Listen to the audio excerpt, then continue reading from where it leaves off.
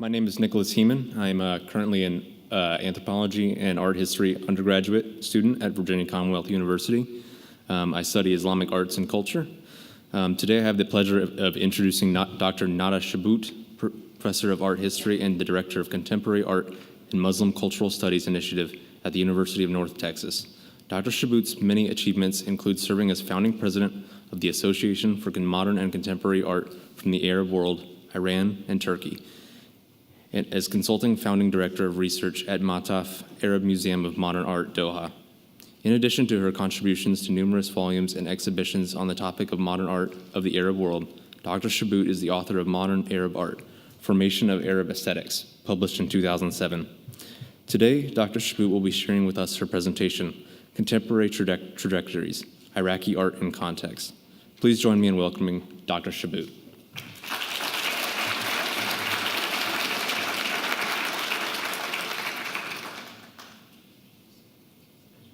Thank you. Thank you for the introduction, and thank you for everyone for being here, and for Sheila and Jonathan for convening this session. I almost wish, and by the way, it's true, can't see any faces, so it's kind of weird. I almost wish you asked me to speak on something else, so I will speak about what you asked me to, but following Her Royal Highness Wajdan's excellent presentation, I think we're reminded that we are still trapped by definitions. I suppose the presentation also reminds us that those definitions are something that were made by humans, and that we should in fact challenge them and not accept them uncritically. Also, luckily, Her Royal Highness sort of covered some of the Iraqi artists that I'm not talking about, so you can think about this as a continuation of her presentation. To think about contemporary Iraqi art today, we are confronted by several other challenges than the ones just listed before me. To begin with, the notion of Iraqi is clearly riddled with many conflicting issues of identity. What does it mean to be Iraqi, and what does it mean to be Iraqi today? There is no doubt that the Iraqi identity, as has been conceived of during the 20th century, is a product of modernity and the nation state. While we can argue about its colonial roots, there is also no denying its post-colonial construct. Today, however, it is much more complicated. The notion of identity in relation to place has been tested and contested in the 21st century by migration and diaspora, which necessarily defies rigid cultural frames in terms of regional affinities and national identities. This transformation in identity has been unfolding within the dynamics of a global construct, but for certain groups of people, it has been abrupt in its intensity. Within Iraq's most recent postmodern history, there have been various shifts and that drastically changed the subtleties and structure of the country and its people. The sanctions of the 1990s, the 2003 US-led invasion, and the instability of the government that followed. Many Iraqis have been forced to specifically negotiate all of this as refugees. Secondly, what does it mean to be a contemporary Iraqi artist?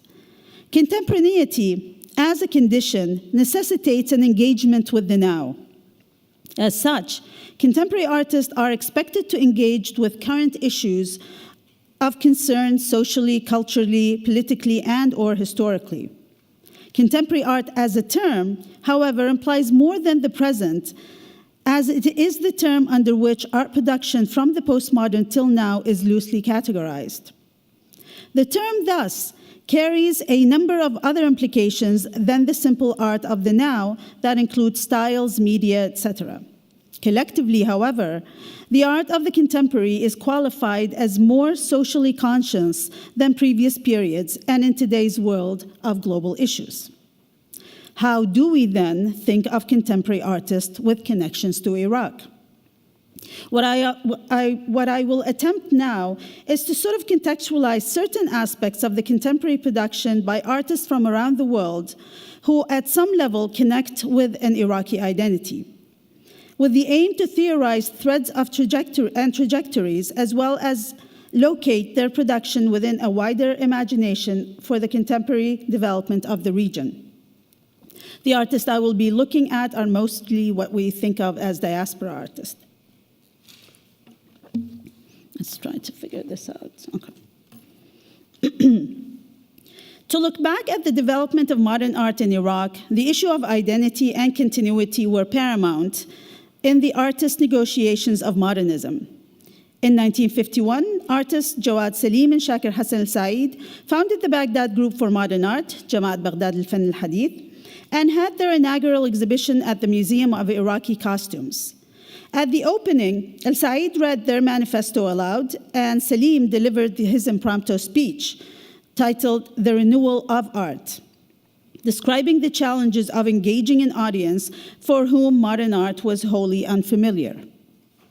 In their manifesto, the group declared their intentions to be contemporary, but to specifically, quote, honor the stronghold of the Iraqi art of painting that collapsed after the school of Yahya al-Wasiti, the Mesopotamian school of the 13th century AD, and in this way, we will reconnect the continuity that has been broken since the fall of Baghdad at the hands of the Mongols, end of quote. Their task was clear, and it was locally centered. Moreover, there was a very pronounced optimism in the tone of the manifesto. Salim, who had kept a diary from 1941 until 1945 while in Baghdad, in the period between his studies in Rome, 1939 to 40, and prior to his studying in England, 46 to 48, detailing the activities and aspirations of the paradoxical war years of Allied occupation in the Middle East. In an entry dated January 15, 1944, recalling some of the artistic discussions in Baghdad, he wrote, "As for Baghdad, given its nascent modernity, art must also be affected by these sweeping developments, to a greater or lesser extent. However, I have high hopes that Iraq will have a promising future in painting. First of all, because the Iraqi artist is relatively sheltered from the war and can thus dedicate himself more fully to his work. And secondly, because the circumstances of the war have allowed him to come into contact with various foreign artists, whether from England, Poland, or elsewhere," end of quote. An interesting statement to contemplate in relation to current situations. Maybe we can come back to that at some point, I don't know when. Most of the art experiments that followed in Iraq since the formation of the Baghdad Group for Modern Art continued in one form or another the perceived and imagined historical continuity by invoking elements from Iraq's history, be it Mesopotamian or Islamic. Those experiments yielded exciting results, but also coined a vocabulary that is largely recognized still today as Iraqi. Nevertheless, while the key artists of Iraqi modernism remained effective through their teaching at the Institute and College of Fine Arts, the introspective years of sanctions, when Iraqi artists who remained inside of Iraq were isolated and marginalized from the art development of the world, caused re-examination and re-evaluation of the earlier periods. It essentially initiated a new wave of negotiating an Iraqi identity that, unlike that of its predecessors, had a very inward and reactive perspective. So, I mean, if we look at the 1940s and 50s, we can think of an international outlook and then a regional outlook in the 60s to the 80s. It has created a gap between Iraqi artists who remained inside and those who migrated and settled elsewhere prior to the 1990s. Interestingly, the migration of the 1990s was seen as temporary relocation, and thus artists who went to Amman, for example, were not seen as outside of Iraq. But that situation fully changed after 2003, when the majority of that isolated generation of Iraqi artists had to leave Iraq for fear for their lives, and this time with the intention of permanent migration. The relationship with politics thus changed as well. I will now look at the work of a number of artists of the diaspora, those artists who have the space and luxury to reflect and negotiate on their connection to Iraq. However, it is important to point out that there is much that we don't know about what is happening inside of Iraq. But we know that the gap between the inside and outside artist is becoming harder to bridge. On the outset, the connection of the diaspora artist with the land and culture of Iraq shifted from a direct engagement to the realm of memory and imagination. They not only were confronted with all of the new developments of art on a global level, they came to confront their own delusions as well. In a recent conversation with artist Hana Malala, and reflecting back on her work during the 90s in Iraq, she said, quote, "What we were producing in Iraq was something out of its history. Not even modernism, but rather very outdated art. The illusion of my identity as an Iraqi artist was translated into a repetition of what we inherited from the West, and we claimed it as our identity." End of quote. Her assessment is as harsh for the art currently produced inside of Iraq. She says, quote, "We need education first to understand all of that. Even now, my generation who are still trapped inside of Iraq are repeating the same thing. They are still isolated. There's no connection with the outside world. From the 90s until now, even with the internet, the connection is still constrained. We have no institutions to study this phenomenon. Our art production of the 20th century is not contextualized. For now, it appears lacking when presented." End of quote. Born in Iraq in 1958, Malala studied at the Baghdad University of Fine Arts and earned a PhD in philosophy of painting from the University of Baghdad. A key member of the 80s generation, which she considers essential to her understanding of the relationship to Iraq, Malala was a student of Shakir Hassan al-Said. She endured life in Baghdad through the Iraq-Iran War, the Gulf War, the invasion of 2003, but increasing threats to her life and inability to survive as a woman artist in Iraq eventually forced her out. She later settled in London, where she lives today.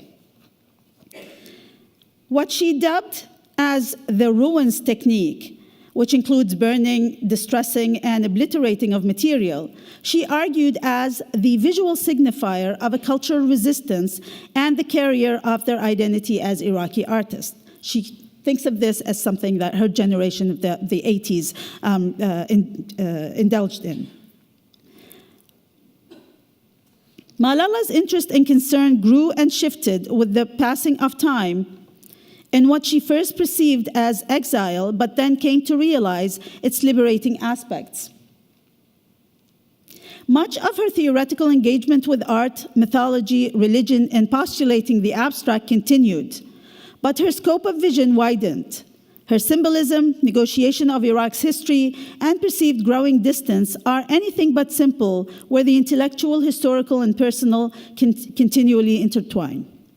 The complexity of her images speak of survival, endurance, triumph, and a persistent need to explore and understand a paralocal. More of her work.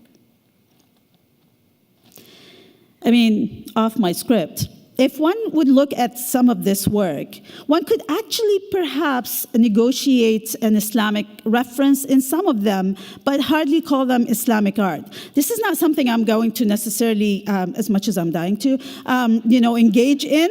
But please excuse if I sort of, sometimes touch on it. Because, for example, this is some of her later work. And this is a project that she's trying to get back and engage inside of Iraq. And so this is sort of a project that she directed while being outside of Iraq with colleagues inside. Born in Baghdad in 1981, Haif Kahraman grew up in Iraq and Sweden. She studied art in Italy and web design in Sweden and is currently based in California.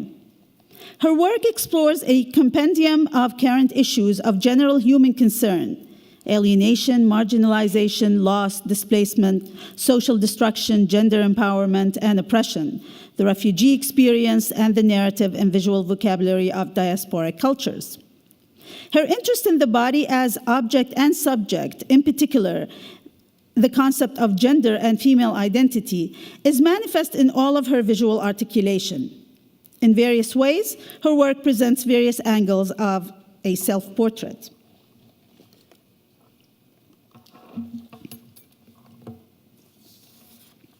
Kahraman's relationship with Iraq is now based on distance and explored through memories and research. In her later works, she engages with fragmentations of these memories in a yearning to bridge that distance and merge the past and present into her realities. It is a process of reuniting her two selves, she says. Significantly, as the temporal distance increases, she moves beyond the abstract to engage with specific sites, forms, and formats of meaning to Iraq as related directly to an intricate aspect of her distinctive synthetic aesthetic that draw on her diasporic as well as her instinctive childhood experience. In 2010, Kahraman explored the Abbasid Malwiya, an element of Iraq's heritage that has been in critical jeopardy, lacking care during the 90s, and then direct destruction through bombing and looting after 2003. She references de-Baathification that instigated the removal and dismantling of many important historical monuments. Here, in this work, Kahraman studies and populates plans of historical houses in Baghdad. In How Iraqi Are You? That's the title of the project. Kahraman navigates her own diasporic experience and identity in reference to not only memory, but a historical continuation that was specifically the hallmark concern for Iraqi modern artists in the mid-20th century. She, as did members of the Baghdad Group for Modern Art, invoked the 12th century Maqamat al-Hariri as her site of engagement. The manuscript, considered a major example of the Baghdad school of painting that flourished in the 12th century, speaks of both glory and destruction. In her latest series of work, Reweaving Migrant Inscriptions, Kahraman researched the mahaffa, the fan, the specific Iraqi fan, which is woven from palm reeds, as a site of memory. In such works, one perhaps can speak of a contemporary Islamic. Okay. All right. Adil Abdin was one of the first to become widely recognized Iraqi artists of the younger generation on a global scale. Born in Baghdad in 1973, he received his BFA from the College of Fine Arts, University of Baghdad in 2000. After migrating to Finland, he received his MFA from the Helsinki Academy of Fine Arts in 2005 and continues to think of the city as home, although been spending most of his time in Amman, Jordan. One can think of Abdin as particularly further complicating the notion of identity. His work has been included at various national pavilions at the Venice Biennale. The Nordic Pavilion at the 52nd Venice Biennale in 2007, the Iraq Pavilion at the 54th Venice Biennale in 2011, and the 56th Venice Biennale in 2015, he was invited to represent his 2008 mixed media installation, I'm Sorry, at the official Iranian Pavilion. While still living in Iraq, Abdin focused on painting, believing that the concept of the work should dictate the choice of medium. However, after leaving Iraq, he found that the new arguments he was formulating needed mobility and actual physical space. Thus, he shifted to video and installation. Life in Iraq, particularly in its current state, is central to Abdin's negotiations of culture, displacement, and alienation. Abdin's work delivers specific arguments highlighting issues that have affected him personally. In his efforts to universalize these concerns, he relies on humor and irony in articulating the obvious. In his celebrated Abdin Travels, 2006, Abdin established a travel agency to quote, promote vacation trips to Iraq. The agency was executed to imitate a real product. Contradictions and sarcasm were vehicles to raise questions about politics, reality, propaganda, and notions of marketability.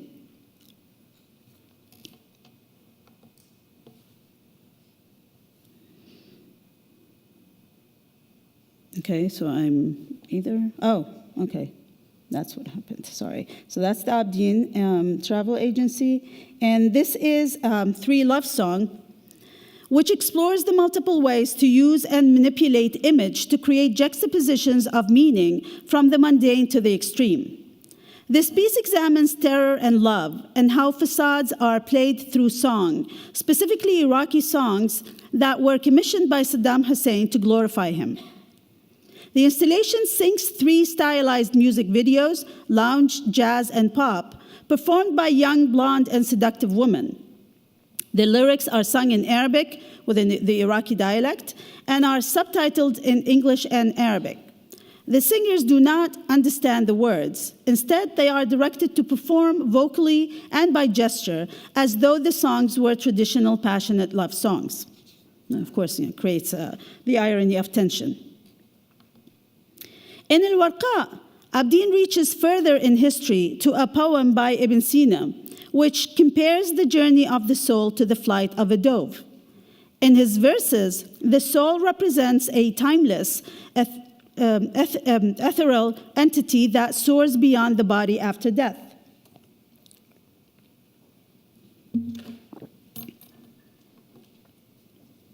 Symphony is a tribute to Iraqi teenagers who were stoned to death by religious extremists in Baghdad in 2012 because of the way they dressed and looked, their strange hair and tight clothes, what is known as the emo phenomenon. This is still from the video.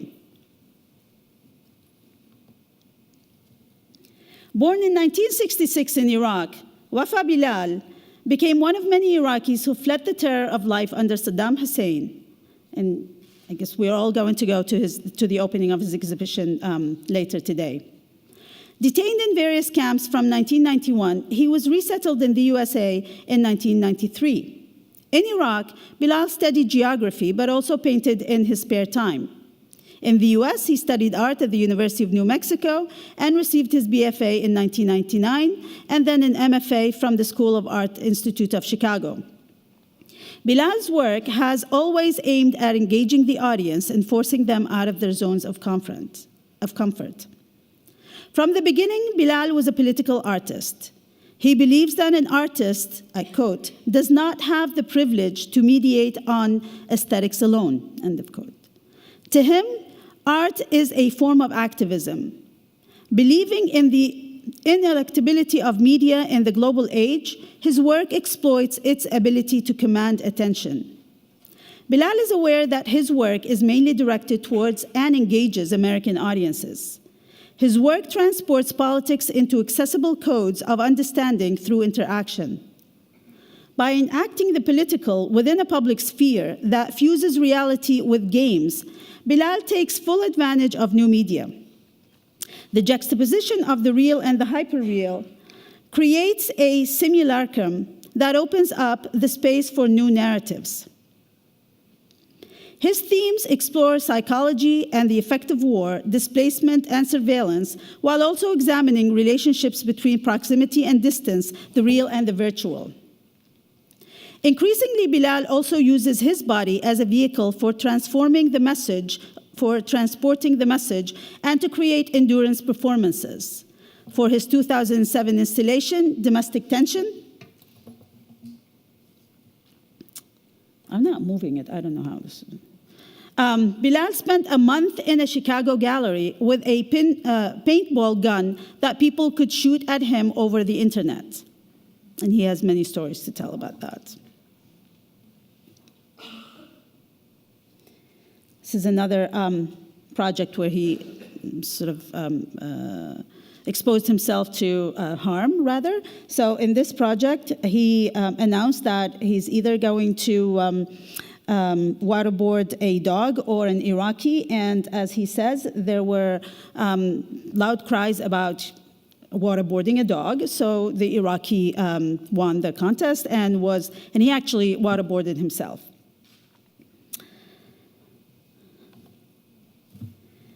The Ashes series evokes war, destruction, and their impact through the absence of human life in once occupied homes. The images explore the obliteration of privacy as consumed by media. They exist in the aftermath of atrocity, with the presence of the human spirit represented only by the monochromatic whiteness of the ashes. Reconstructing the destroyed spaces serves as an act of reclamation of both the space and Bilal's memories. Bilal's reconstruction went beyond the personal to further explore what could have been. In Canto 3, Bilal provides the opportunity to the Iraqi people to deliver the unfinished job of a tribute to Saddam Hussein planned by members of the Ba'ath Party in Iraq in celebration of his greatness. I quote, "They commissioned a golden statue in his likeness to be propelled into space, where it would orbit Earth for all eternity, gazing upon his pan-Arab lands and its enemies with the eye of the gods." End of quote. And this is actually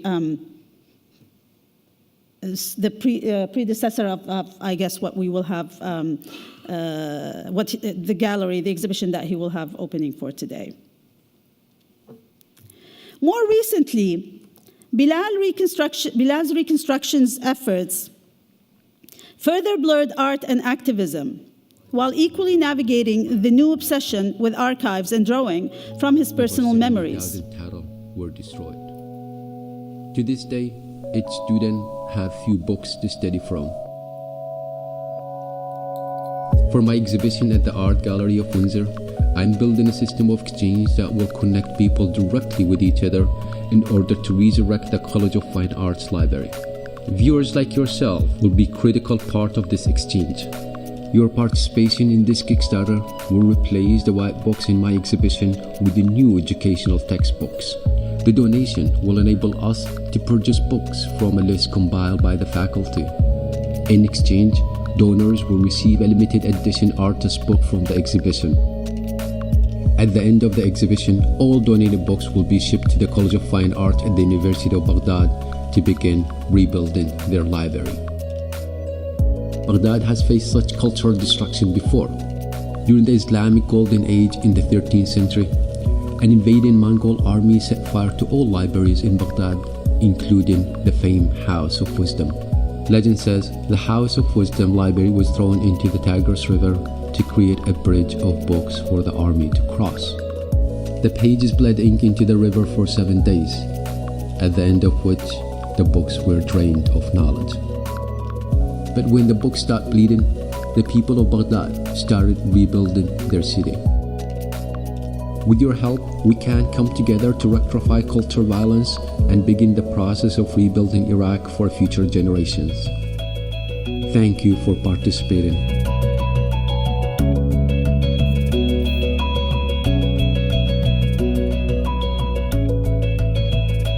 And I'm happy to say that this has been actually a successful project so far.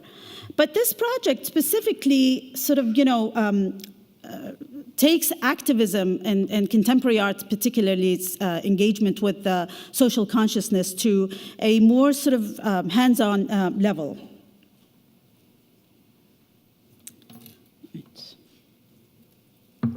I was told that if I'm too late that, Sheila and Jonathan are going to push me off the stage, so I'm trying to avoid that.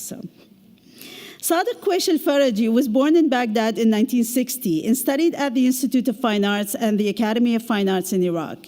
In 2000, he studied graphic design in the Netherlands, where he is now based.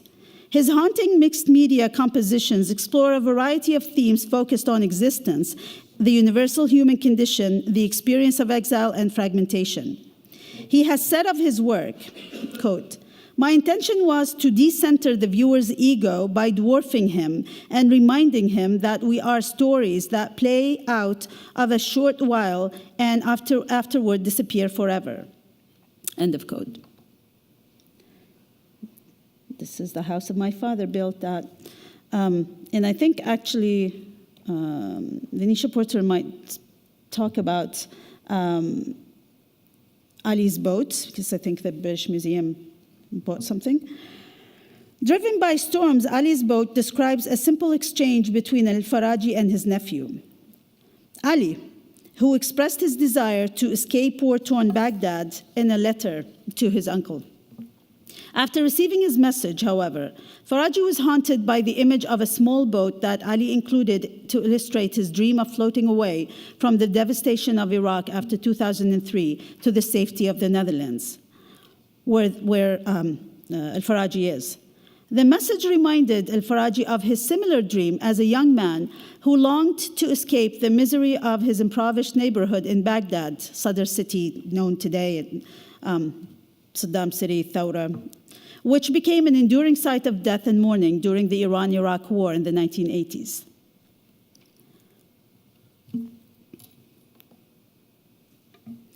While the above examples navigate the career of contemporary diaspora artists who within their work invoke a specific connection to Iraq, that one can easily argue is both that of force, choice and force, they remain disconnected of what is happening inside of Iraq, despite several attempts to reconstruct, re-educate, and remember.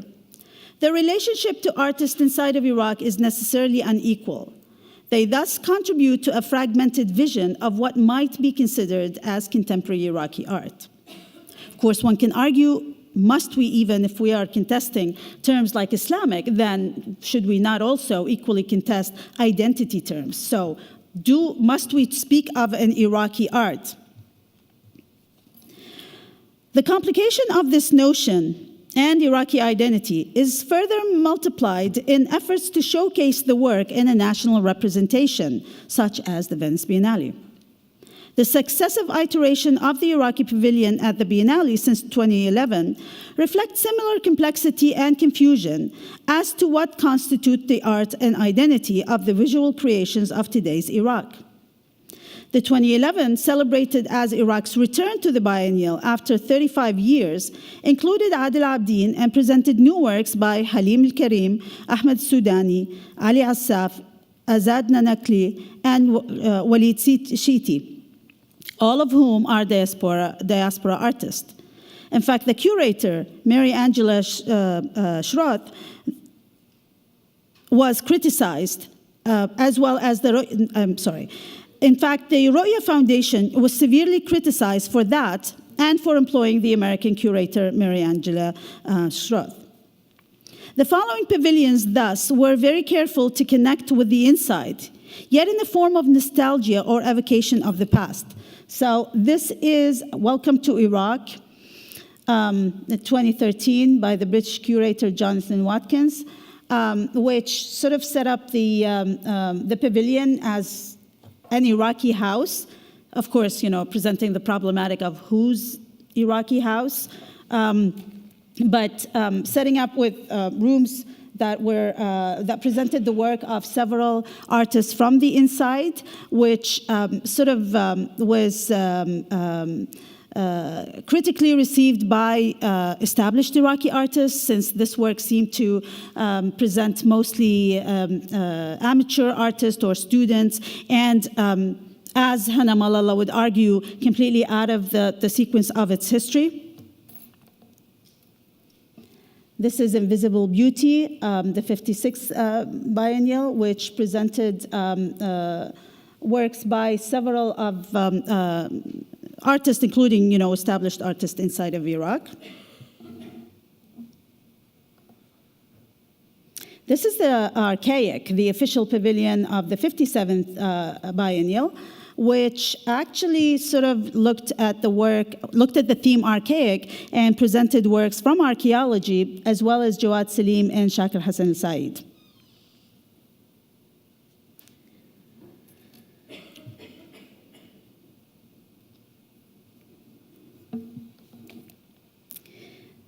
As do the artists of diaspora, it seems the image of Iraq is not yet possible without being seen in the reflection of its past. But there are several attempts inside of Baghdad to practice art, just for the joy of practicing art. Its definition, of course, remains something to be problematic in the future. Thank you.